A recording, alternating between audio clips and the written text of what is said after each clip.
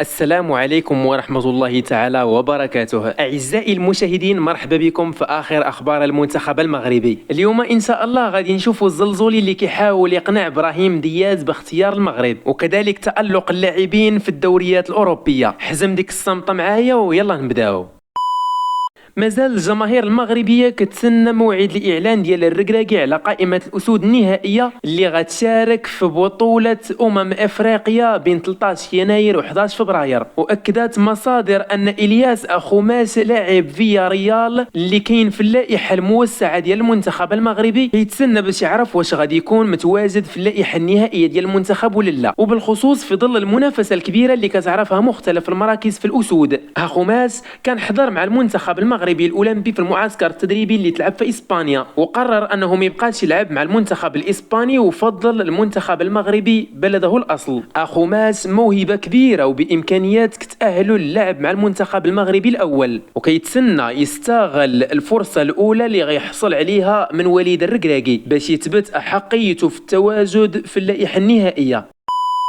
أكدت مصادر صحفية أن وليد الركراكي صافي قرر أن السايس ونايف أكرد غادي ياخذوا المركز ديال الدفاع. نفس المصادر قالت أن الركراكي ما بغاش يغير هاد الثنائي هادو إلا إذا تعرض شي واحد فيهم للإصابة، إلا أن بعض المصادر أكدت أن شادي رياض يقدر يخسر هاد المعادلة هادي ويخربق أوراق المدرب الركراكي بعد ما تألق في المباريات الأخرى، وبالخصوص في المباراة ديال ريال مدريد بعد ما كان سدا منيعا ضد الفريق الملكي. وزاد كمل نفس المصدر ان شادي رياض اللي عنده 22 عام مرشح هو بقوه باش انه يكون من الاسماء اللي غتوجه لهم الدعوه. وصيفطات الجامعه اللائحه الاوليه للكاف اللي كتتكون من 50 لاعب في انتظار تقليص اللاعبين ل 27 لاعب فقط في 3 يناير.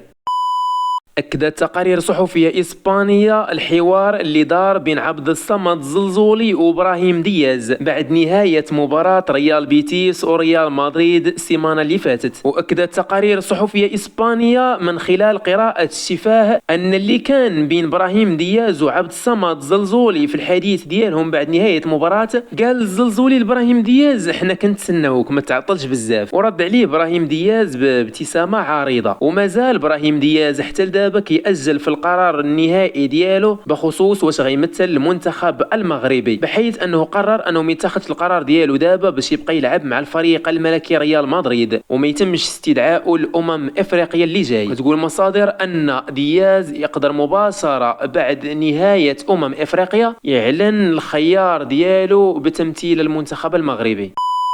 عرفات المباريات ديال نهار الحد 17 دجنبر تألق بعض اللاعبين المغاربه، بحيث ان امين حارث قدر انه يساهم في فوز فريقه اولمبيك مارسي بعد ما قدر انه يسجل الهدف الثاني لفريقه في الدقيقه 42. ومازال امين حارث كيتألق بقميص فريق ممثل الجنوب. بهدف حارث خرج الفريق منتصر بجوج الاهداف الهدف ورفع رصيده لجوج الاهداف وست تمريرات حاسمه. ابراهيم دياز لاعب فريق ريال مدريد كذلك قدر انه يماركي في المباراة اللي لعبها الريال ضد فيا ريال وسالات باربعة الاهداف لواحد، سجل فيها ابراهيم دياز الهدف الثالث. وكما قلنا قبل فمازال ابراهيم دياز ما اختارش تمثيل المنتخب المغربي ومازال الجامعة خدام على هذا البلان. اسماعيل السيباري كذلك تألق مع ناديه بي اس في ايندهوفن الهولندي، بحيث انه سجل الهدف الثاني لفريقه وساهم في الفوز على ايزي الكمار برباعية نظيفة. السيباري ولا في رصيده 4 اهداف وتمريرتين حاسمتين. كما شارك أمرابط لاعب مانشستر يونايتد في المباراة ضد ليفربول. سفيان أمرابط كيمتاز بالوقوف ديالو حسكة، وإلا دازت الكرة ما يدوزش اللاعب والعكس صحيح.